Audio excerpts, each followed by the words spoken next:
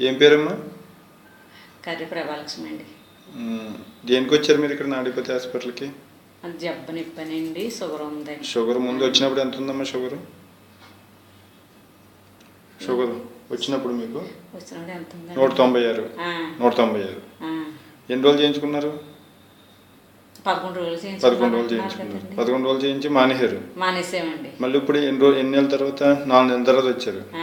ఇప్పుడు టెస్ట్ చేయించుకుని వచ్చారు కదా, ఎంత ఉంది ఇప్పుడు? 140 ఉందన్నారండి.